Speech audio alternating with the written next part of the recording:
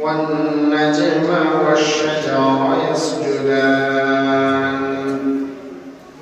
وفضل زمانا على زمان كما فضل مكانا على مكان وإنسانا على إنسان ونشهد أن لا إله إلا الله وحده لا شريك له الذي لا ضد له ولا ند له ولا مثل له ونشهد أن سيدنا إيماننا وقدوتنا ومولانا محمدا عبد الله ورسوله الذي أكمل الله به قصر النبوة وحكم أن لا نبي بعده أما بعد فقد قال الله سبحانه وتعالى في كلامه المجيد والفرقان الحميد فأعوذ بالله من الشيطان الرجيم بسم الله الرحمن الرحيم إن الله وملائكته يصلون على النبي يا أيها الذين آمنوا صلوا عليه وسلموا تسليما اللهم صل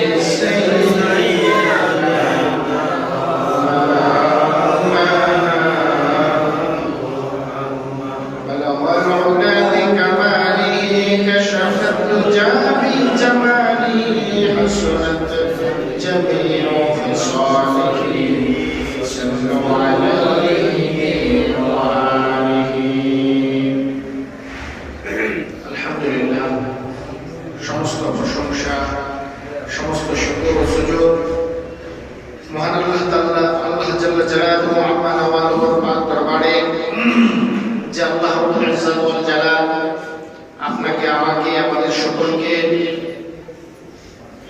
পবিত্র শাবান মাসের দ্বিতীয় জুমায় আল্লাহর ঘর মসজিদে আসা বসা দুটি কথা বলা এবং শোনার তৌফিক দান করেছেন সেজন্য সে রব্বে কারীমের দরবারে প্রাণ মোজার করে অন্তরের অন্তঃস্থল থেকে কালিমাতুশ শুকর আদায় করি উচ্চ কণ্ঠে পড়ি আলহামদুলিল্লাহ।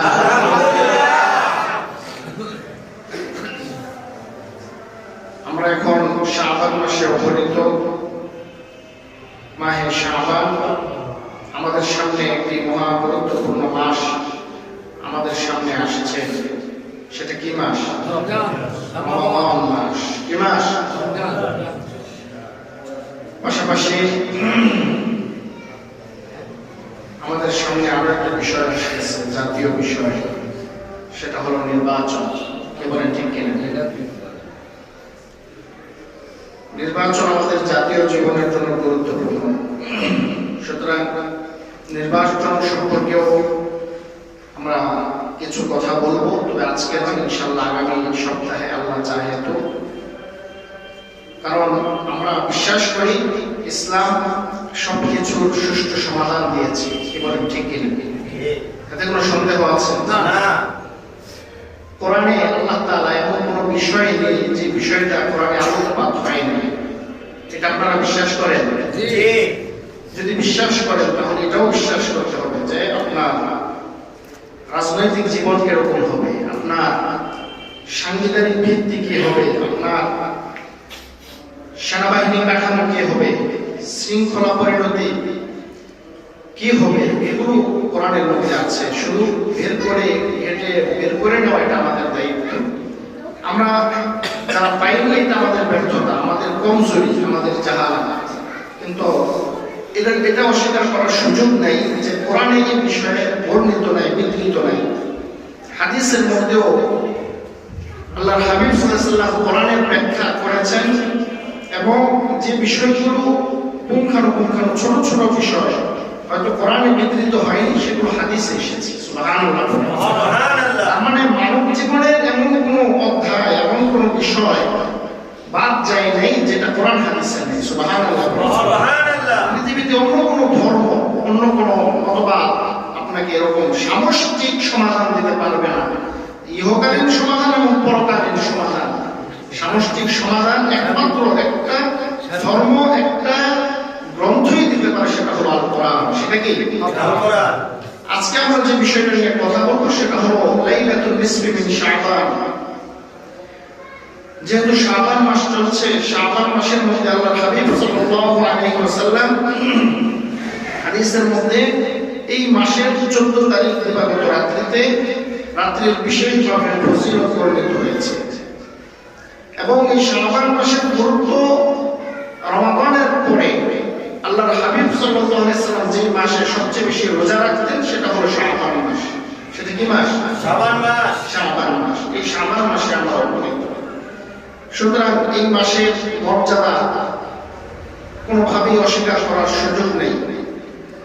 এবং এই শাবান মাসে যে মধ্যবর্তী শাবান, লাইলাতুন নিসফি মিন শাবান, এটা বর্ণনা কোরআন হাদিসে এসেছে। যদিও কোরআনের মাধ্যমে এটা প্রমাণিত না, কিন্তু হাদিসের মধ্যে এসেছে। আমাদের সামষ্টিক জীবনের যে মূল থিওরি এটা হলো কোরআন ও হাদিস। কোরআন ও হাদিস পাশাপাশি আরো দুটি জিনিস রয়েছে, ইজমা এবং কিয়াস। ইজমা ও উম্মাহ এবং কিয়াস, এই চারটা শরীয়তের মূল নীতির আলোকে আমাদের জীবন পরিচালিত হবে। আমরা জীবনের যেইখানে যে কোনো সমস্যার সম্মুখীন হব, প্রথম আমাদের কাজ হলো কোরআনের দ্বারস্থ হওয়া। কোরআন থেকে যদি আমরা নিতে না পারি, আমাদের জ্ঞানের স্বল্পতার কারণে, তাহলে হাদিসের দ্বারস্থ হওয়া। হাদিস থেকে বুঝতে না পারলে ইজমা ও উম্মাহ এই ব্যাপারে কি সমাধান দিয়েছে সেদিকে খেয়াল করা। ইজমা ও উম্মাতেও যদি সমাধান না পাই, তাহলে কিয়াসের মধ্যে সমাধান অবশ্যই আছে। কারণ এই চারটার বাহিরে আর কোনো দলিল প্রমাণ ইসলামের মধ্যে নাই, শরীয়তের মধ্যে নাই। সুবহানাল্লাহ। সুবহানাল্লাহ। অনেকে আবার ইজমা কিয়াসকে তারা স্বীকার করেন না, এটা আবার বাড়াবাড়ির পর্যায়ে। বরং না, আপনাকে ইজমা কিয়াস উভয়টাকে মানতে হবে। কারণ আমরা এমন একটা জামানায় এসেছি যেখানে আমাদের জ্ঞানের স্বল্পতা আগেকার জামানার আলেমদের তুলনায়, জ্ঞানীদের তুলনায় আমাদের সমসাময়িক লোকদের জ্ঞানের স্বল্পতা খুবই নগণ্য, খুবই সামান্য। যার কারণে আগেকার বড় বড় ফকিহরা, আমি ইতিপূর্বেও বলেছি যে তারা তাদের সামগ্রিক জীবনে এত বেশি কিতাব লিখে গেছেন অধ্যয়ন করে, যেটা আমাদের সমগ্র জীবনের পরেও শেষ করতে পারি না। সুবহানাল্লাহ। সুতরাং তারা যে কোরআন হাদিস থেকে সার নির্যাস বের করে আমাদের জন্য পালনীয় সহজ করে গেছেন ইজমার মাধ্যমে, কিয়াসের মাধ্যমে, সেগুলো আমাদের ফলো করা উচিত। তো আমি বলতেছিলাম যে আল্লাহ রাব্বুল আলামিন আমাদের মূল থিওরি হলো কোরআন ও হাদিস। যদি কোরআনে না থাকে, হাদিসে অবশ্যই রয়েছে। এজন্য আল্লাহর হাবিব সাল্লাল্লাহু আলাইহি ওয়াসাল্লাম বিদায় হজের ভাষণে তিনি পৃথিবীর সব মানুষকে লক্ষ্য করে বলেছেন, তারাক্তু ফীকুম আমরাইন লান তাদিল্লু মা তামাসসাকতুম বিহিমা কিতাবাল্লাহি ওয়া সুন্নাত রাসূলি। আমার উম্মতরা শোনো, আমি তোমাদের মাঝে দুটি বিষয় ছেড়ে যাচ্ছি। এই দুইটা বিষয় যদি তোমরা আঁকড়ে ধরতে পারো, তাহলে তোমরা কখনোই পথভ্রষ্ট হবে না, গোমরা হবে না। একটা হলো কিতাবুল্লাহ, আল্লাহ তাআলার কিতাব, আর দুই নম্বর হলো সুন্নাত রাসূলের সুন্নাহ। সুবহানাল্লাহ। তার মানে আমরা মুসলিমরা বা যেই এই দুইটা বিষয় যতদিন আঁকড়ে ধরে থাকবে ততদিন সে পথভ্রষ্ট হওয়ার কোনো সুযোগ নেই। তো এটা বলতেছিলাম যে কোরআনের মধ্য থেকে যদিও আমরা লাইলাতুন নিসফি মিন শাবান সম্পর্কে সরাসরি কোনো আলোচনা, সরাসরি কোনো প্রমাণ দলিল না পাই, যদিও পাই না, কিন্তু হাদিসের মধ্যে সহিহ বর্ণনা মোতাবেক লাইলাতুন নিসফি মিন শাবান রয়েছে। যদিও এই লাইলাতুল নিসফি মিন শাবান যেটাকে আমরা সবাই বরাত বলি, এটা আমাদের সময় এসে একদল এটাকে নিয়ে বাড়াবাড়ি পর্যায়ে চলে যায়, আরেক দল এটাকে নিয়ে ছাড়াছাড়ির পর্যায়ে চলে যায়। কি বলেন, আছে না? বাড়াবাড়ি কিরকম? এক শ্রেণীর লোক এই দিনটাকে কেন্দ্র করে বিভিন্ন উৎসব, আমেজ, হালুয়া রুটি, আলোকসজ্জা, গোসল, এই জাতীয় অনেক রকম বিষয়ে অবতারণা করে, যেটা ইসলামের মধ্যে নেই, শরীয়তের মধ্যে নাই। এটা হলো বাড়াবাড়ি। এটা কি বাড়াবাড়ি? আবার আরেক শ্রেণীর লোক আছে, তারা বলে যে শবে বরাত বা লাইলাতুল বারাত বলতে কোনো কিছুই নেই, এটা হলো ছাড়াছাড়ি।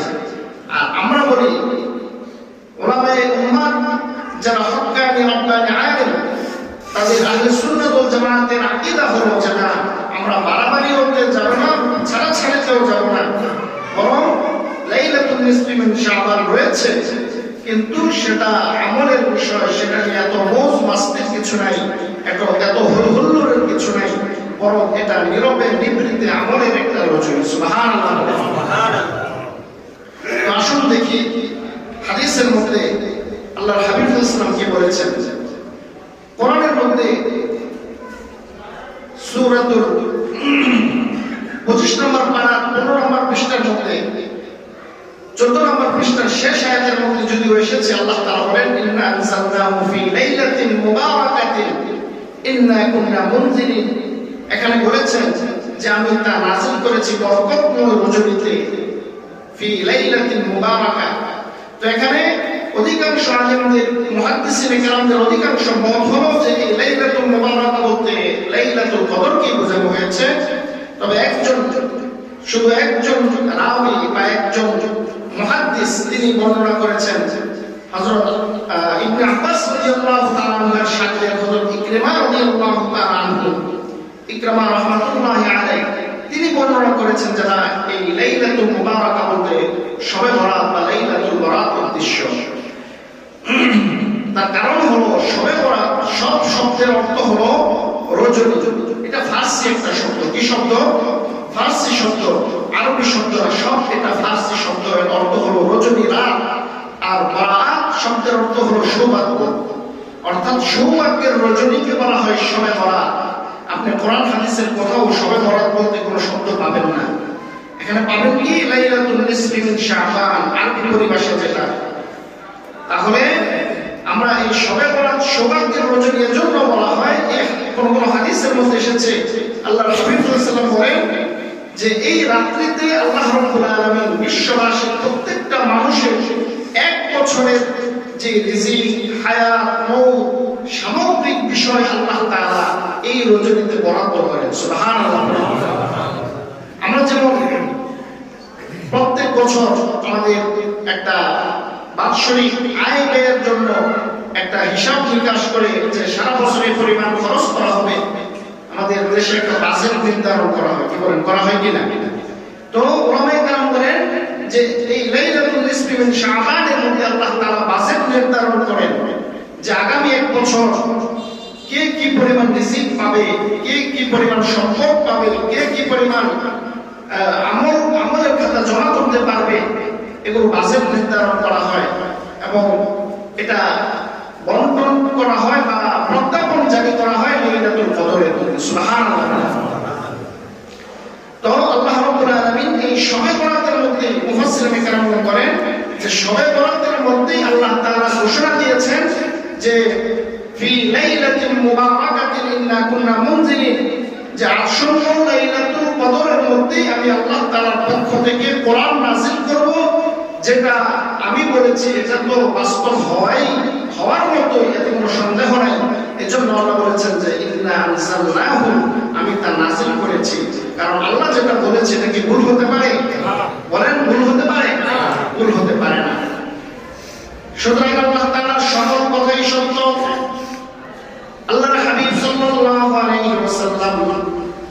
ইবনে মাজাহ শরীফের বর্ণনায় বলেছেন ইয়াত্তালি'ুল্লাহু ইলা ইবাদিহি ফি লাইলাতিন নিসফি মিন শাবান ফায়াগফিরু লিজামি'i খালকিহি ইল্লা লিmushrikin আও মুশাহিন।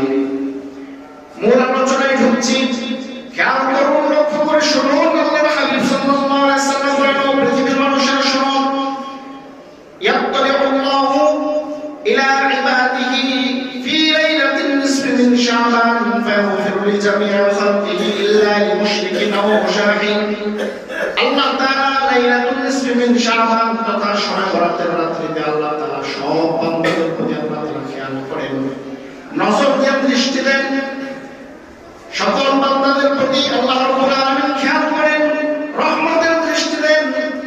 ফায়াগফিরু লিজামি'i খালকিহি, তার উপরে আল্লাহ তাআলা সব বান্দাদের সকল গুনাহ আল্লাহ তাআলা maaf করে দেন। বলেন সুবহানাল্লাহ। সুবহানাল্লাহ। আল্লাহ তাআলা সব মানুষের গুনাহ maaf করে দেন। দুই শ্রেণীর ছাড়া। কয় শ্রেণী? আওয়াজ দিতে হবে, কয় শ্রেণী? দুই শ্রেণীর মানুষ ছাড়া সকলকে ক্ষমা করে দেন। ইল্লা লিmushrikin আও মুশাহিন। এক নাম্বার হলো যে মুশরিক, শিরিক করে, তাকে ছাড়া, এবং যে অন্তরে বিদ্বেষ পোষণ করে, তাকে ছাড়া। যে অন্তরে বিদ্বেষ পোষণ করে এবং যে আল্লাহর সাথে শরীক করে, শিরিক করে, ইবাদতের ক্ষেত্রে, গুণের ক্ষেত্রে, কাজের ক্ষেত্রে, এই দুই শ্রেণীর মানুষ ছাড়া আল্লাহ তাআলা সব মানুষকে ক্ষমা করে দেন। আবার আরেক বর্ণনায় এসেছে, যে ব্যক্তি অন্য কাউকে অন্যায়ভাবে হত্যা করে, তাকে আল্লাহ তাআলা ক্ষমা করেন না। তাহলে দুইটা হাদিসের সমন্বয়ে আমরা পাই, তিন শ্রেণীর মানুষ ছাড়া আল্লাহ তাআলা সকলকে ক্ষমা করে দেন। এক শ্রেণীর মানুষ হলো যারা শিরিক করে, শরীক করে, মুশরিক। দুই নাম্বার হলো যারা হিংসা, বিদ্বেষ পোষণ করে, অন্যের প্রতি বিদ্বেষ পোষণ করে, অন্যের ভালোটা নিতে পারে না, হজম করতে পারে না। এমন লোক আমাদের সমাজে আছে না নাই? বলেন আছে না নাই? এমন অনেক মানুষ আমাদের আশেপাশে ঘোরাফেরা করে। আপনার বাড়ি থেকে জন্য বিল্ডিং করতেছে, তারা করতেছে, জন্য তার সহ্য হচ্ছে না। আছে না নাই? আপনার বাড়িতে বারো বিবাহের পয়গাম এসেছে, প্রস্তাব এসেছে, এটা তার সহ্য হচ্ছে না। সে চায় এটা ভেঙে দিতে, সে তরে এটা ভাঙার পরিকল্পনা করে। এরকম আছে না নাই? এই যে অন্তর বিদ্বেষ পোষণ করতেছে, এই যে আপনার প্রতি তরে তরে সে বিদ্বেষ পোষণ করছে, আল্লাহর হাবিব সাল্লাল্লাহু আলাইহি ওয়াসাল্লাম বলেন, তোমরা যারা এরকম বিদ্বেষ পোষণকারী আছো, মুশাহিন আছো, তোমরা সতর্ক হয়ে যাও।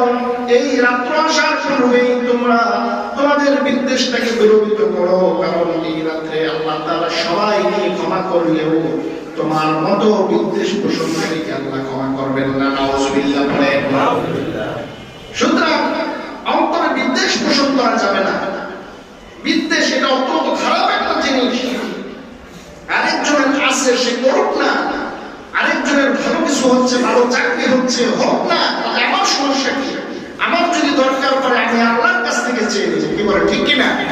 কিন্তু আরেকজনের ভালো নিজের যদি গুণ না আসে, মনে করবেন যে এটাই আপনার বিদ্বেষ, এটাই আপনার হিংসা, এটা আপনাকে পতন করে ছাড়বে।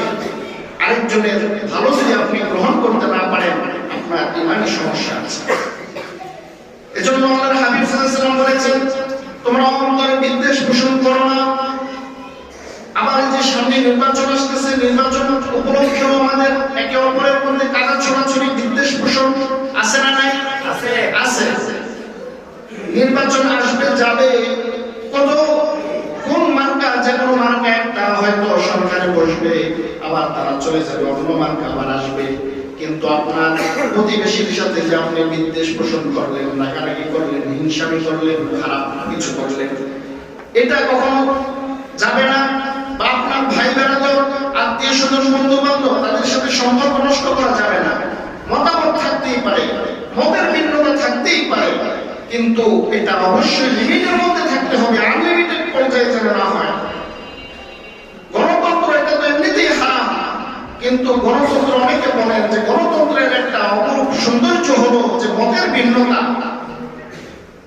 কিন্তু গণতন্ত্র ইসলাম এটা সাপোর্ট করে না। যেটা বলতেছিলাম যে নির্বাচন উপলক্ষেও যেন আমরা একে অপরের প্রতি কাদা ছোড়াছুড়ি, একে অপরের প্রতি বিদ্বেষ পোষণ, অমানবিক আচরণ, অযাচিত নির্বাচন চলে যাবে, আপনার আচরণ থেকে যাবে। আপনি যদি খারাপ আচরণ করেন, এর জন্য আপনাকে সারা জীবন পস্তাইতে হবে। হয়তো কারো চোখে আপনি খারাপ হয়ে থাকবেন, সে মনে করবে যে নির্বাচন আসলে লোকটা খারাপ হয়ে যায়। এই জন্য খারাপ আচরণ করা যাবে না। আপনি স্বাধীনতার মধ্য থেকে আপনি আপনার দলের সাপোর্ট করুন। হালাল হারামের বিষয়টা আমি সাইডে রাখলাম, কিন্তু আপনি তো মানুষ, মানবিকতার জায়গা থেকে আপনি কাউকে খারাপ ভাষায় কোনো কথা আঘাত না করা, কাউকে ছোট না করা, হেয় না করা, এই বিষয়গুলো খেয়াল করা। বিশেষ করে অনলাইনে কেউ একজন পোস্ট করলো আর আপনার মতের বিরুদ্ধে হয়ে গেল, এই জন্য আপনি যা ইচ্ছা তাই কমেন্ট করে দিলেন। এই যে কমেন্ট করলেন, খারাপ ভাষায় গালিগালাজ করলেন, এজন্য আপনার গুনাহ আছে না নাই? বলেন আছে না নাই? এই জন্য সেখানে লেখার ক্ষেত্রেও আমাদের চিন্তা করা উচিত যে এটা তো জনসম্মুখে প্রকাশ হচ্ছে, মানুষ দেখতেছে যে ওকে এই কমেন্ট করছে। তো যাই হোক, বলতেছিলাম যে অন্তরে বিদ্বেষ পোষণ করা যাবে না। আরেক হাদিসের মধ্যে আল্লাহর হাবিব সাল্লাল্লাহু আলাইহি ওয়াসাল্লাম বলেছেন, কেউ যদি অন্যায়ভাবে কাউকে হত্যা করে, অন্যায়ভাবে কাউকে যদি মেরে ফেলে, সেটার জন্য ওই লোক কখনোই ওই রাত্রে ক্ষমা পাবে না। আল্লাহ রাব্বুল আলামিন কোরআনের বিভিন্ন জায়গায় অন্যায়ভাবে হত্যার বিরুদ্ধে বলেছেন। কোরআনের মধ্যে আল্লাহ তাআলা বলেন, ওয়াল্লাযীনা লা ইয়াদউনা মা'আল্লাহি ইলাহান আখার ওয়া লা ইয়াকতুলুনা আন-নাফস আল্লাতী হারামাল্লাহু ইল্লা বিল হক।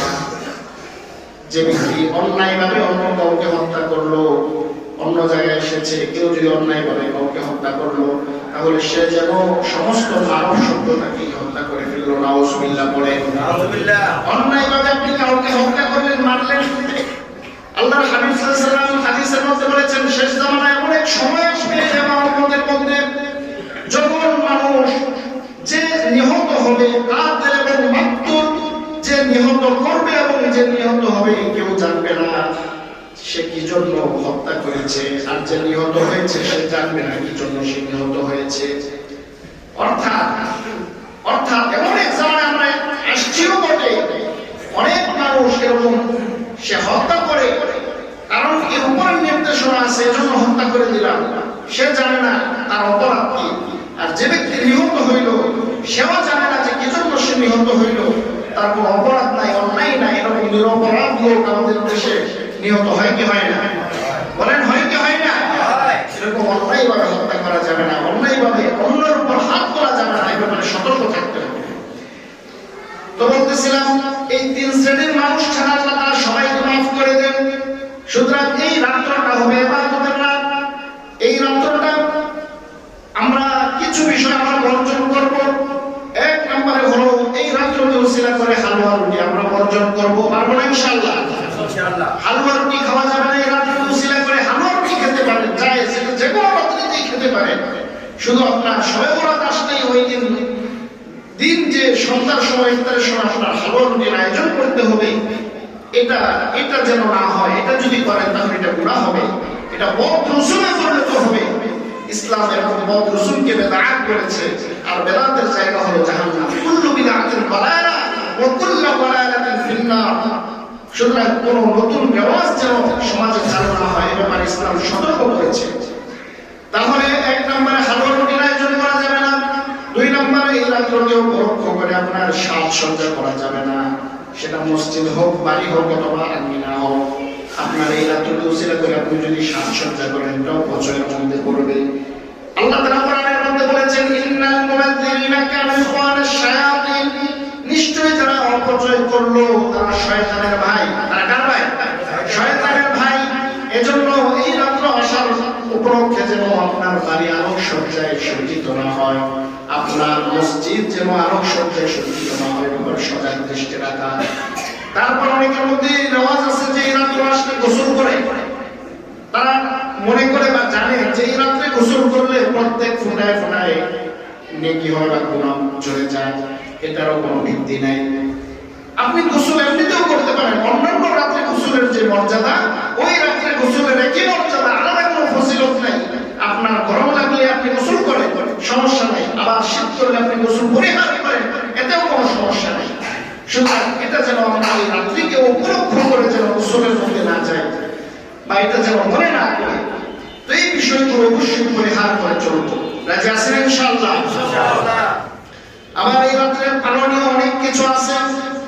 যখন এই রাত্রে আসবে আপনি ইশারের নামাজের পর আপনি ইবাদত করতে বসে যান, কারণ এই রাত্রিতে যেহেতু আপনার জন্য বাজেট নির্ধারণ হবে, আপনার নিয়ম থাকতে হবে যে আমার বাজেটটা যেন বিগ বাজেট হয়, আমার বাজেটটা যেন আল্লাহ তাআলার পক্ষ থেকে সারা বছরের জন্য যেটা আসবে সেটা যেন বড় আকারে নির্ধারণ হয়। আপনি ইবাদতের মধ্যে বসে যান, ইশারের নামাজের পর মুখতাসার কিছু আলোচনা হতে পারে, এটা দর্শনীয় না। তারপরে আপনি লম্বা নামাজের মধ্যে রত হয়ে যান, কিছুক্ষণ নামাজ পড়েন, কিছুক্ষণ জিকির আজকার করেন, কিছুক্ষণ কোরআন তেলাওয়াত করেন, কারণ এগুলোর মধ্যে সওয়াব আছে না নাই? আছে। বলেন আছে না নাই? আছে। এগুলো করাতে কোনো দোষ না, এগুলোতে করাতে কোনো বাধা নাই।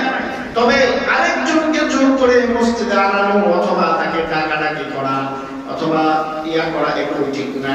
আপনি আপনার মতো আসবেন, অন্য যারা আসতে চায় আসবে, অথবা আপনার যদি ভালো না লাগে আপনি চাইলে নামাজ পড়ে বাড়িতে শুয়েও থাকতে পারেন। যদিও আমাদের দেশে এমন এক শ্রেণীর যুবকরা আছে যারা রাত 12টা-1টা পর্যন্ত মসজিদে ইবাদত করে, ভালো কথা, কিন্তু ফজরের নামাজে তাকে পাওয়া যায় না। এরকম আছে না নাই? আছে।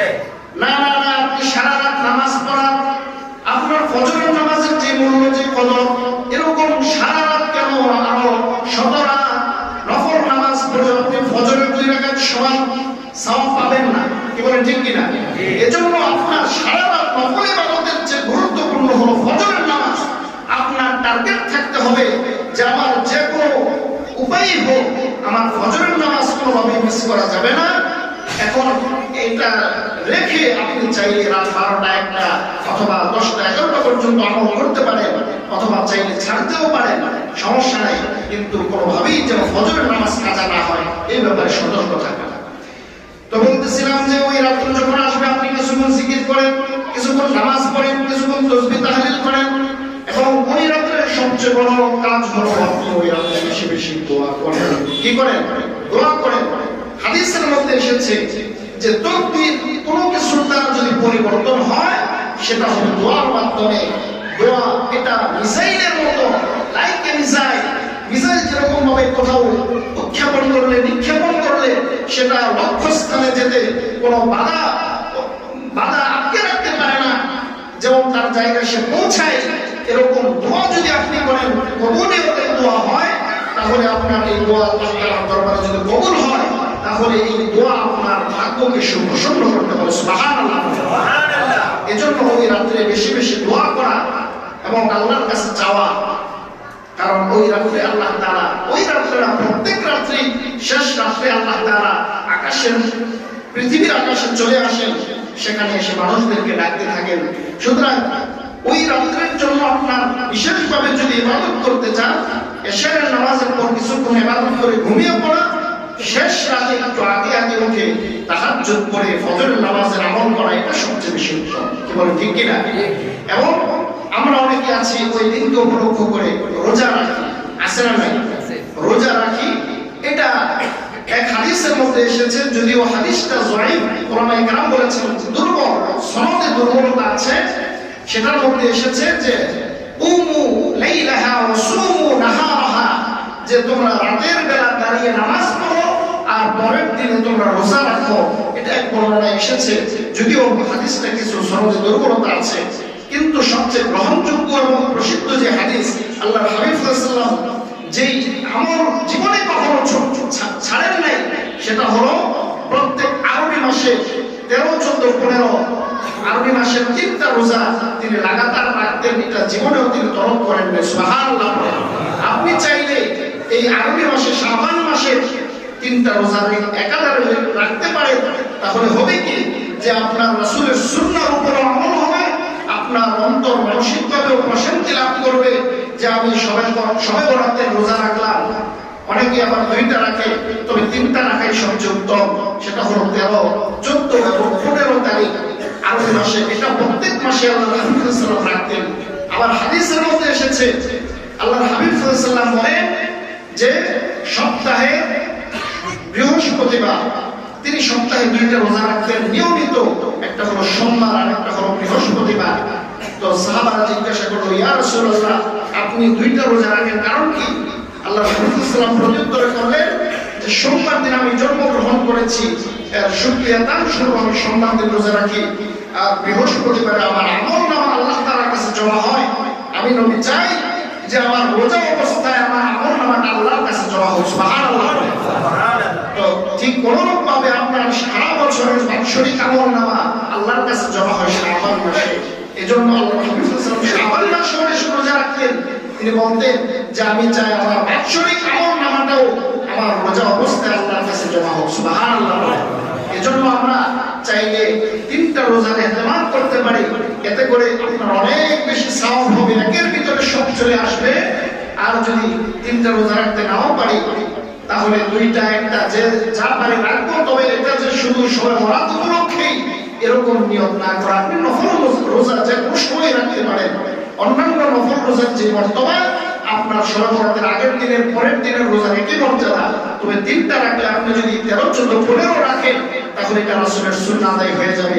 যাই হোক, সময়ের সংক্ষিপ্ত পরিসরে যে কথাগুলো বললাম, আল্লাহ রাব্বুল আলামিন আমাদের সকলকে এই কথাগুলোর উপরে আমল করার তৌফিক দান করুন। চিল্লায়ে পড়েন আমিন। আমিন। ওয়া আলাইনা ইল্লাল বালাগ। আসসালামু আলাইকুম ওয়া রাহমাতুল্লাহি ওয়া বারাকাতুহু।